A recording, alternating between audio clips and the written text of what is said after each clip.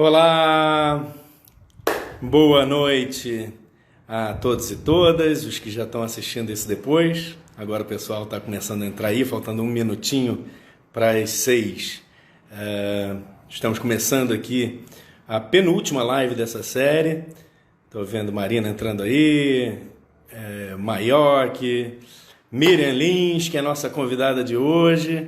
Pessoal, agora está todo mundo começando a entrar, ainda não são nem 6 horas da tarde, né? Estou esperando só dar esse minutinho para chamar aqui para participar nossa convidada de hoje, que eu já dei um spoiler. Mas antes disso, enquanto o pessoal vai entrando aí, Miriam, eu vou só dar alguns recadinhos aqui, né? Hoje a gente vai ter esse bate-papo com a arquiteta e urbanista Miriam Lins, já vou apresentá-la melhor, chamá-la para se juntar a nós, né, sobre infraestrutura e privação do espaço público, é o tema de hoje. Né? Lembrando que essas lives são do IAB-RJ em Casa, são um programa que está sendo levado nesses tempos de confinamento pelo Programa de Educação Continuada do IAB-RJ, que é o nosso IAB Compartilha. Então a gente está tendo vários bate-papos aí com professores do nosso programa, sobre os temas de seus cursos, que durante esse momento de isolamento social estão se tornando online. Todos os cursos do primeiro semestre do IAB-RJ foram criadas versões online, né, para a gente poder fazer durante o isolamento social. E os cursos do segundo semestre ainda estão, por enquanto, montados como presenciais. Claro que vai depender, entre esses inclui o curso que a Miriam, professora Miriam, que vai falar conosco hoje, vai dar, né, lá em agosto. Em setembro tem o meu curso de arquitetura indígena também. Esses ainda estão previstos como presenciais, estão com datas já, está tudo lá descrito no site iabcompartilha.com, mas claro que todos os cursos que ainda estiverem sendo planejados como presenciais vão depender de uma confirmação, né, quando a gente chegar mais próximo da data, talvez eles virem também uma versão online. Recadinhos rápidos. As inscrições para esses cursos todos já estão abertas, lembrando que estão todos com esse preço especial. Esses que estão na versão online estão todos com o mesmo preço, um preço baratinho, R$100 a princípio, mas na verdade todo mundo tem direito a pagar meia, pagar 50, bastando para isso dá mais 10%, 55, né? Enfim, um preço total vira R$60, na verdade, sendo que 10% vão para a campanha Cidades contra o Corona, que é uma campanha contra o coronavírus, né? Que o IAB-RJ, junto com o Movimento Enegrecer e com o apoio de diversas entidades, está fazendo naquelas comunidades, menores comunidades que não tem muito voz, né? Não tem uma associação forte, não tem uma entidade que cuide delas. Bom, mais um recadinho, que essa semana começamos o primeiro curso dessa versão, dessa temporada inédita online do IAB Compartilha, né? O curso Direito a Outras Cidades começou anteontem, na segunda-feira, com as professoras Marcela Arruda, Paula Maracajá, Lorena Portela e Patrícia Oliveira, 4 mulheres porretas que estão aí com 27 alunos em sala de aula, conversando com elas. E os próximos cursos a começarem agora esse mês, tem Economia Circular Aplicada à Arquitetura e Construção, com Lucas Caldas, Arquitetura, Cidade e Filosofias Moderna, Lucas Caldas, desculpe, Arquitetura, Filosofia, Cidade e Filosofia Moderna, com Pedro da Luz, nosso ex-presidente, e Raça, Cultura Urbana e Direito à Cidade, com o geógrafo Vitor Guimarães, que vai fazer a nossa próxima e última live. Bom, chega de recados. Para saberem mais informações é só ir lá em iabcompartilha.com. Agora vamos falar com a professora Miriam Lins, né? Eu vou primeiro chamá-la aqui agora. Enquanto ela se junta a gente, eu vou falar rapidamente. Está aqui, ó, o convite para você, Miriam. Cadê? Onde é que eu boto? Aqui. Está convidada, assim que ela aceitar, vai aparecer aqui para a gente. E enquanto isso eu vou... Olha aí, já apareceu. Olá, Miriam, tudo bem, querida? Oi, gente. Oi, Igor, tudo bem? Bom te ver. Saudade. Vamos lá. Para quem não conhece também a professora Miriam Lins quanto eu, vou falar rapidamente quem ela é. A Miriam é arquiteta e urbanista formada pela UFRJ, pela Faculdade de Arquitetura e Urbanismo da UFRJ, em 2011. Foi minha veterana nessa época, né? Fomos contemporâneos lá. E ela é mestra em urbanismo pelo ProUrb, também da UFRJ, aprovada com louvor, né, em 2015 recentemente, já justamente com o tema de mestrado, falando sobre esse tema que a gente vai conversar hoje. Ela tem experiência em projetos e estudos urbanos e já atuou como professora. Na FAO, FRJ, onde fomos colegas no ateliê integrado. Na Estácio de Sá, onde fomos colegas também, tínhamos as mesmas turmas, né, nos mesmos períodos. E atualmente ela é professora na Uniswan, né, ministrando disciplinas relacionadas ao urbanismo e projeto, e também atuando como pesquisadora com esses temas relativos à infraestrutura urbana, a vazios urbanos, reconfigurações possíveis para o século XXI, né, que a pandemia nos obrigou a ver que precisa começar, né, e tudo isso vai estar um bocado nesse papo de hoje. Então, Miriam, seja muito bem-vinda, obrigado pela presença, e vamos falar um pouquinho sobre infraestrutura e privação do espaço público. Lembrando que o nome do curso que a Miriam vai dar no segundo semestre é Infraestruturas como Espaços Públicos, né? Então, agora, já nesse momento, vamos falar sobre infraestrutura e privação de espaço público. Então, vamos lá, Miriam, faz tempo que você pesquisa, né, sobre infraestrutura urbana, especialmente aquilo que você chama de estruturas localmente indesejáveis, né, que é um papo muito interessante que a gente sempre tem. A Miriam, sempre que eu dou aula de urbano, eu chamo a Miriam para palestrar sobre isso comigo. Então, explica um pouquinho para o pessoal, Miriam, sobre esse tema, como que ele surgiu na sua vida, e como que isso que você advoga, né, um maior envolvimento dos arquitetos com o tema das infraestruturas, pode trazer benefícios para as nossas cidades. Bom, gente, antes de começar, eu vi um comentário dizendo que o áudio está baixo. Tá bom? Vocês estão me ouvindo? Eu estou ouvindo, não sei se é comigo o comentário. Se for o meu que está baixo, o pessoal me avisa aí. Então, era para você? Está ouvindo a princípio, tá tudo certo. Bom, então vamos lá. Esse tema ele surgiu, né, logo que eu estava começando a pensar o que eu ia fazer para o mestrado. E eu começava a querer entender um pouco melhor, né, como é que essas grandes... Desculpa, Miriam, o pessoal continua dizendo que está baixo, desculpa. Então tenta aproximar o microfone, falar um pouquinho mais alto. Melhorou? Isso, melhorou muito. 1, 2, 3. E agora fiz que tem sala de aula, vamos lá. Vamos ver se melhorou agora. A minha ideia, né, era para pesquisar para o mestrado, e aí eu comecei a olhar assim, essas grandes estruturas. Eita, o pessoal está dizendo que está indo. Continuam dizendo, eu estou esperando, continua baixo agora. Estou esperando os 10 segundos que demora para chegar a mensagem, mas já melhorou. A Marina começou a dizer. Melhorou? Ana Freire também, melhorou. Então, com ele aí pertinho está funcionando. Então, vamos lá. Então, recapitula, vamos lá, voltando. Porque eles não ouviram nem o início que eu ouvi. Vamos lá.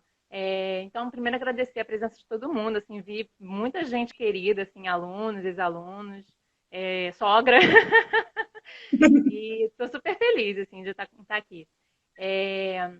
Esse tema, ele começou a surgir na minha vida, né, quando pelo menos conscientemente, quando eu comecei a pesquisar para o mestrado, né, eu comecei a observar essas grandes estruturas que tinham na cidade, né, as tais das garagens de ônibus, as infraestruturas, né, as subestações elétricas, até cemitério, né, eu queria entender um pouco melhor se precisava ser daquele jeito, né, porque geralmente é um murão de arame farpado, uma coisa super abrupta na cidade, e aquilo ali me incomodava. Eu pensava, gente, tem que existir na cidade, não existe cidade sem essas coisas, mas precisa ser dessa forma? Será que não dá para fazer diferente? Então, para o mestrado, eu fiz um recorte sobre as infraestruturas, né? Porque à medida que eu fui observando, eu pensei, bom, todos são importantes, mas as infraestruturas são o que fazem a cidade funcionar e geralmente elas têm um envolvimento de investimento, ou pelo menos um esforço público, né? E ao mesmo tempo que você tem, então, esse esforço para levar o bem comum para todo mundo, quando elas chegam na escala da vizinhança, elas fazem um estrago danado. E aí foi que eu comecei, então, a olhar com mais atenção. A minha dissertação, especificamente, foi para entender o impacto, então, né, foi uma análise urbanística, né, dessas infraestruturas com um olhar morfológico, né? Então, sobre a forma urbana, como é que elas afetavam. Depois da dissertação, comecei a dar aula e comecei a pesquisar isso também, tanto na Estácio e agora na Uniswan, sobre, então, tentando dar uma continuidade mesmo, né? E agora a gente acaba entendendo que tem uma relação muito forte com também os vazios urbanos, com... Quer falar alguma coisa, Igor? Aproxima mais, porque ainda tem gente reclamando da altura. Vou falar bem colado aqui no microfone. Será que ele está pegando o microfone desse aqui ou do celular? Não, é desse aí. Toda vez que se É desse. aproxima, ele melhora um pouquinho. Vou colar aqui na. Pronto. É, então, aí na pesquisa que eu faço, né, como docente, pesquisadora nessas universidades, a gente se aproxima também de outros temas que estão correlatos, né, os vazios urbanos, a própria questão do uso localmente indesejável, né, que é uma coisa que, que é super subjetiva, na verdade, mas que está relacionada, né, essas infraestruturas geralmente eu costumo puxar o assunto assim, bom, você gostaria de morar do lado de uma estação de tratamento de esgoto? Aí, obviamente, né, a pessoa fala assim, não, Deus me livre, né?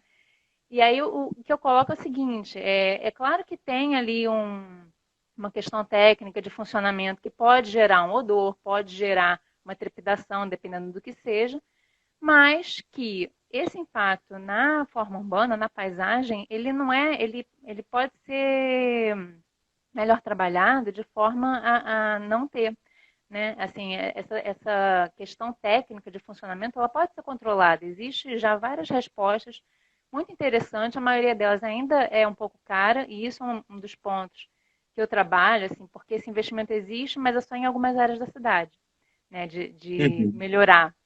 E então a interface, né, a ausência do arquiteto no projeto dessas infraestruturas faz diferença, né?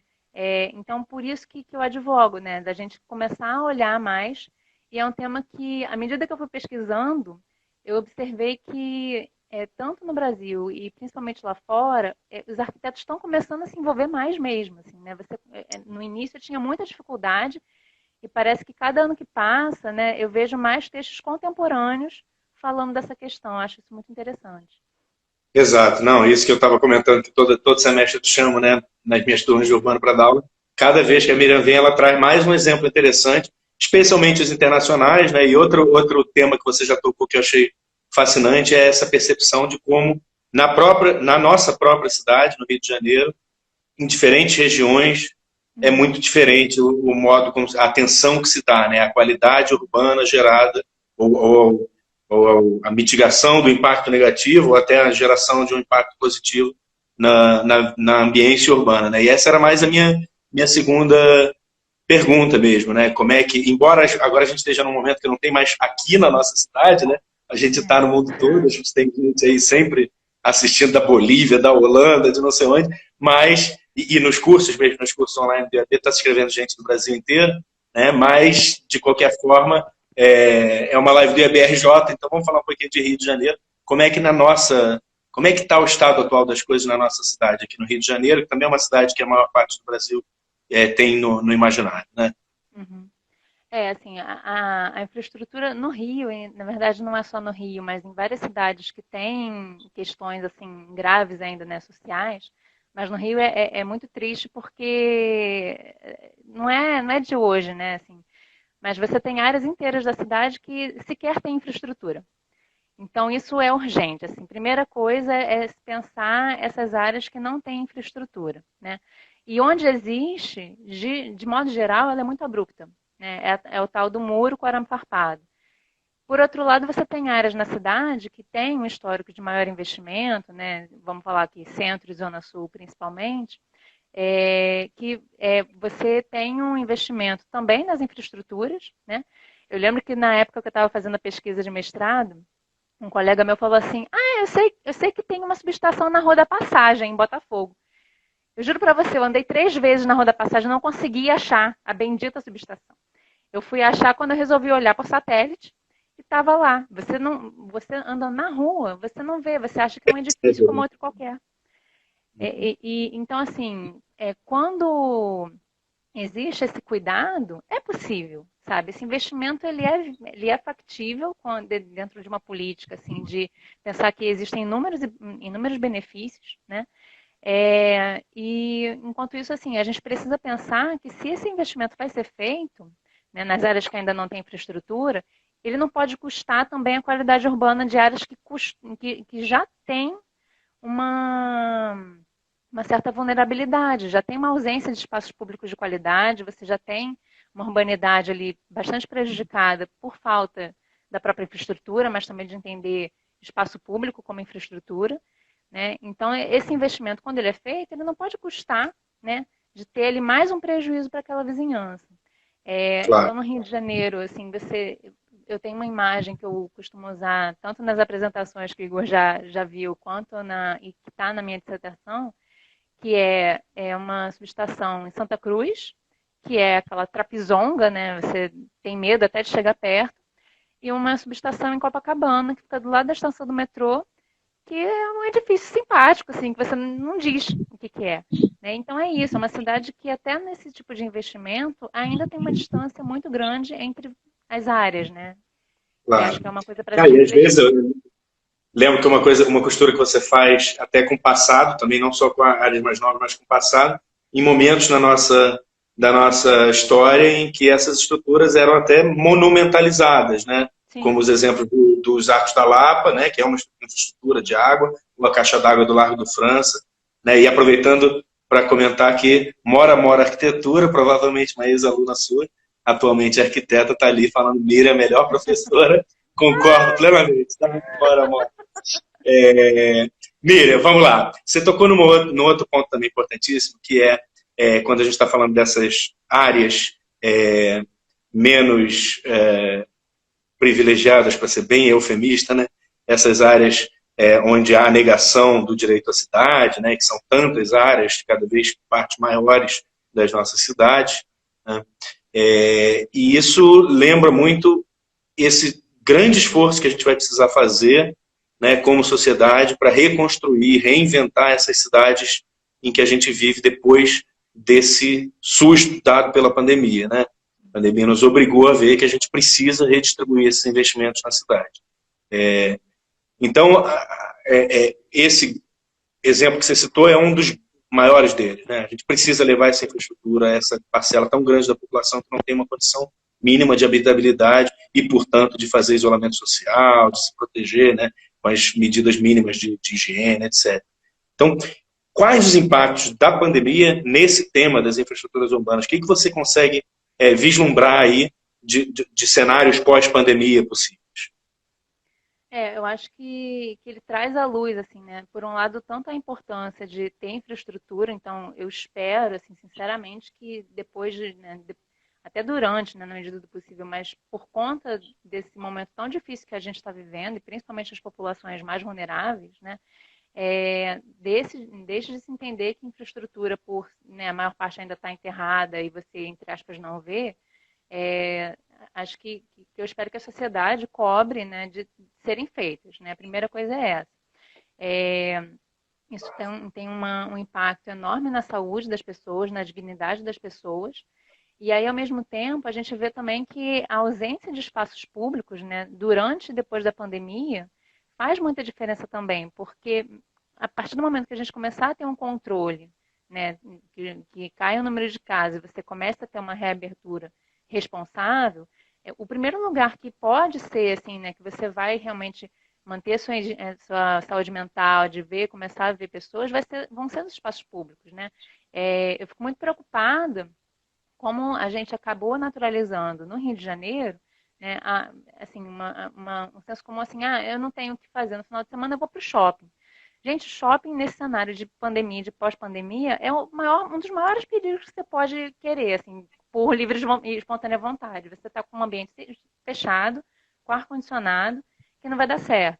Então, essa Pequeno presença... parênteses, em todos os lugares do mundo, o protocolo da abertura lenta e gradual, obviamente, abriu primeiro loja de rua para muito tempo depois pensar em abrir shopping. Ainda nem imagino que em outros países ainda esteja acontecendo isso. Aqui o Eu nosso vi uma protocolo é o cidade que inverso. estava negociando. Eu vi uma cidade que estava negociando assim, restaurante que não tem espaço na rua vai para uma praça tal que a prefeitura vai organizar os espaços para os restaurantes. Então, assim, precisa ser ao ar livre. Nesse primeiro momento vai ser imprescindível.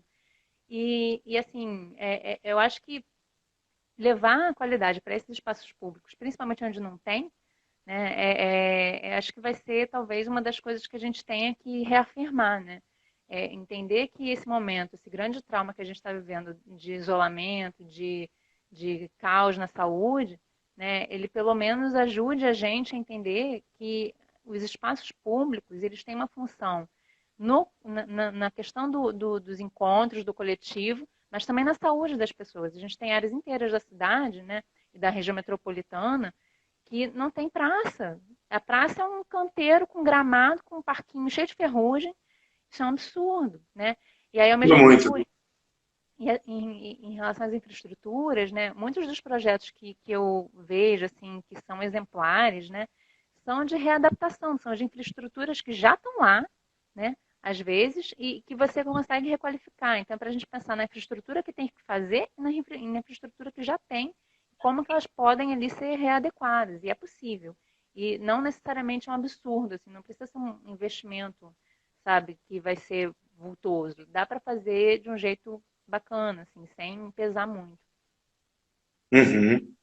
Estava penando aqui um comentário do grande mestre Eduardo Barra, paisagista de mão cheia, que é também nosso professor do programa, né? E ele estava aqui comentando, dentro do que a gente falou do shopping, né? Que esse é o momento adequado para ou acabar totalmente com essa tipologia, o que é muito difícil de imaginar, mas no mínimo reformular absolutamente, né? Repensar o que são esses shoppings, até usando acúmulos que já existem, né? A gente já teve experiências que talvez esteticamente não são mais interessantes. A gente já teve experiência, mesmo no Rio de Janeiro, na Barra da Tijuca, no lugar mais representativo assim, desses shoppings, né? A gente tem ali um downtown feito pelo escritório do Conde, tem o Titã América, que são tentativas mais abertas. Isso pode ser valioso na hora de repensar isso, né? Mas, enfim, Sim. acho que é isso que você está falando. Repensar o convívio no espaço público, né? Que é o que nos torna uma sociedade, né? Um conjunto de seres diferentes e, por isso, iguais. Iguais e diferentes, diferentes e iguais. Enfim. Exatamente. Vamos lá. Eu odeio chegar nessa parte, porque esses papos sempre a gente vai começar, quando a gente começa a engrenar, começa a chegar a hora de acabar. A gente ainda tem uns 10 minutinhos, não dá para fazer com mais calma, mas eu queria meio que colocar uma última pergunta para você desenvolver com calma sua última resposta, já junto com uma despedida. Parênteses, só porque o Eduardo Barra continuou comentando aqui, só desenvolvendo um pouquinho mais, que nos Estados Unidos muitos shoppings já estavam sendo reformulados. Momento adequado para. Enfim. Mas então, eu queria só focar um pouquinho mais agora na própria oficina. Como é que você está imaginando essa oficina? O que as pessoas vão ter oportunidade? Né? Como é que vai ser a metodologia? Como é que vai acontecer? Né? O que a pessoa deve esperar quando ela se inscreve? E aí já, com isso, e lembrando as pessoas que vocês já podem se inscrever no curso, mesmo a data não estando absolutamente confirmada, enquanto o curso é presencial, todo mundo pode se inscrever, não precisa pagar ainda, pode esperar para quando a data estiver confirmada, aí pagar esse valor do curso presencial, ou se ele for transformado online, também aí já muda o valor, já paga o correto. Então, isso não, saibam que na hora de se inscrever você não é obrigado a pagar imediatamente, mas aí garantiria seus lugares já. Então, Miriam, dá um panorama geral para a gente. Como é que vai ser essa oficina? Então, a oficina vai ser conduzida por mim, pelo professor Vinícius Massa. A gente pegou um dia, né, assim, imaginando que espero que seja presencial, mas se não for, a gente realmente dá o nosso jeito. Mas pegar um dia e primeiro, assim, colocar esse debate, né, para os estudantes, né, de entender o arcabouço teórico também um pouquinho, de justamente isso que o Igor falou, né? Nem sempre foi assim, isso, assim, eu agradeço muito a minha orientadora do mestrado, que foi a Andrea Bordi, de ter chamado a atenção, assim, da gente tem que desnaturalizar sempre foi assim. Essa área da cidade sempre foi feia, essa área da cidade sempre foi linda.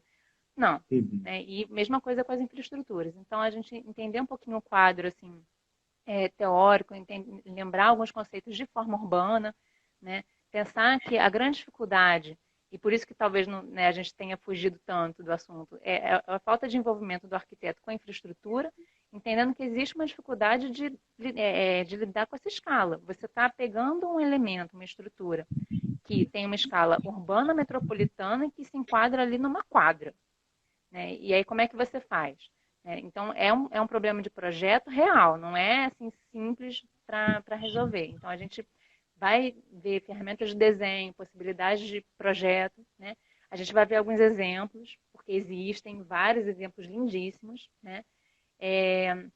Então, assim, a primeira parte é essa. Se a gente conseguir fazer presencial, mas eu já estou pensando assim, em planos B, Mas a ideia é pegar um estudo de caso, então a nossa ideia era pegar, assim, no próprio sábado, né? E andar por ali no entorno do IAB, porque tem pelo menos 2 exemplos de infraestruturas por ali para a gente pensar sobre, né? E se não der, de repente, os alunos trazem alguns exemplos, né, próximos, né, de onde eles moram, mas da gente justamente fazer uma oficina de projeto, assim, uma oficina de provocações de como que dá para, então, pensar estratégias, diretrizes de lidar com essas infraestruturas existentes, né, na cidade. A ideia geral é essa, e aí no final a gente tem um grande, né, mesão, assim, pensando assim, o que cada um propôs e o que surgiu de ideia nova, porque isso que é bonito também quando você junta gente nova, né? Adoro esse formato de curso. Sabe que o meu de arquitetura mutualista é assim também, né? Sempre termina com provocações projetuais, né? E é muito legal essa divisão do curso numa parte mais teórica, onde vai se falar uma porção de questões como que estão, inclusive, sendo comentadas aqui. Acho que alguém acabou de comentar, cadê a Mônica Chafin, né? Sobre a participação popular, né? Que é fundamental. Claro que isso tudo vai estar nessa parte teórica. E também, enfim, teve várias outras manifestações aqui que não querem que a gente acabe. Tainá Brilhante, arquiteta HM, pedindo prorrogação. Infelizmente, a gente não pode prorrogar porque a gente entra agora em reunião no Conselho Estadual do IAB. Hoje é dia de reunião do Conselho Estadual do IAB, que, aliás, eu já deixo a dica, ela é aberta à participação da população, né? Então, mesmo quem não é conselheiro, pode entrar lá na página do Facebook do IAB-RJ e vamos seguir um pouquinho no diálogo por lá. Mas por aqui a gente vai ter que ir parando. Na verdade, dá um tempinho, né? A gente pode dar uma prorrogação, sim, já que o pessoal está pedindo aí para a Miriam falar mais um pouquinho. Se a Miriam quiser ainda falar, enfim, estressar um pouco mais o tema, ou puxar algum outro ponto, esse da participação popular, por exemplo, tem mais gente falando aqui, dá para a gente dar uma prorrogada ainda, assim, a pedido. Diga lá, Miriam. Esse aspecto que a Mônica chamou a atenção é fundamental mesmo. Assim, isso eu observei nos projetos que eu estudei. Quando você envolve a população, faz toda a diferença para aquilo ali ser entendido como espaço público de fato. Faz toda a diferença mesmo. E é isso, assim, são projetos complexos, né? Você vai ter que envolver arquiteto, prefeitura, concessionária, a população. Então, essa questão do processo participativo é essencial. Uma outra coisa que eu estou vendo... Aliás, não comentei, mas Mônica Chafin também, paisagista, mão cheia, estamos cheios de paisagistas aqui, ainda tem um jardinzinho interno aqui, está bem cuidado aqui. As minhas plantas estão para lá, ninguém está vendo. Do outro lado, né? Mas uma outra questão que eu não consigo ler o nome, peraí, Tainá, que a Tainá levantou, né? Adaptar essas infraestruturas e mesclar com equipamentos públicos pode ser uma opção. Exatamente. Tem um projeto que eu acho interessantíssimo, que é o de Mendelin, que eles chamam de unidades de vida articulada. E acho que ele é exemplar, assim, tanto no sentido de participação, quanto de trazer também um equipamento, uma mediateca, alguma coisa para dentro, né, dessa área da praça, que era só o reservatório e agora é muito mais, né? Agora é um espaço público do bairro. E agora me intimidou falando um exemplo muito mais interessante, porque engloba outras coisas, mas eu ia lembrar do exemplo do Big, né? Que é pedido uma usina, né? Usina de transformação de lixo em energia, eu acho, né? E aí ele vai e cria um parque de esqui, um museu, não sei o quê. Mas o seu exemplo dele foi muito mais interessante. Não, acho que é isso, assim, do arquiteto entender que ele tem que fazer muito mais do que o programa, né? Ele não tem que ficar esperando chegar um programa e ele seguir aquilo ali direitinho. Ele tem que realmente propor, ser propositivo. Legal, Miriam. Então tá bom. Então, gente, com direito à prorrogação, quem quiser continuar mais esse papo, a gente tem 2 opções. Uma é entrar agora lá na reunião do Conselho Estadual e outra é se inscrever aí no curso da Miriam. Aí vai ser um pouquinho mais à frente, mas aí vai poder falar muito mais profundamente sobre esse tema, né? A professora Miriam vai estar lá trocando. Acho que as pessoas, quem já foi aluno da Miriam sabe como é interessante a aula dela. Eu já acompanhei em vários lugares diferentes, já participamos de coisas juntos. Então, eu sou um dos que provavelmente vão escrever nesse curso, estou louco para ouvir mais um pouco. E aí chamar todo mundo para visitar também os outros cursos, né? Lá no www.iabcompartilha.com tem descrição de todos os outros cursos, e aí tem, enfim, tem informações sobre como que faz a inscrição, como que paga, como que, enfim. tudo que é necessário saber, e tem o formulário de inscrições também, para vocês escreverem em todos os cursos que quiserem. Bom, antes de terminar, eu preciso lembrar que essa foi a nossa penúltima live, né, dessa série. A última vai ser na próxima segunda-feira, que vai ser com a apresentação do nosso coordenador do Programa de Educação Continuada, que assumiu pegou esse bastão aí das minhas mãos, que eu acho que desde o início da live eu nem me apresentei. Acho que a maioria das pessoas que estão aqui sabem quem eu sou, mas eu sou Igor Devetti, atualmente um dos co-presidentes do IAB, né? Antigo coordenador desse programa, que agora está nas mãos do grande Guilherme Ragone, que é quem vai semana que vem bater um papo com um geógrafo, né, chamado Vitor Guimarães, um tema relacionado a esse nosso de hoje, mas numa pegada interessantíssima, que é o tema das cidades hostis. Né? O curso do Vitor, inclusive, já está cheio de inscrições, né? É um tema bem interessante, e estão todos e todas convidados, então, a assistir na segunda-feira, a última live dessa série, e aí semana que vem a gente vai passar mais informações sobre a continuidade da programação cultural do IAB-RJ online nesse momento de pandemia. Miriam, muitíssimo obrigado. Obrigado a todos. Gente, foi ótimo. Saudade de um monte de gente aí, hein? Valeu, Miriam. Obrigado, pessoal. Tchau, tchau. Até a próxima. Tchau, tchau. Valeu.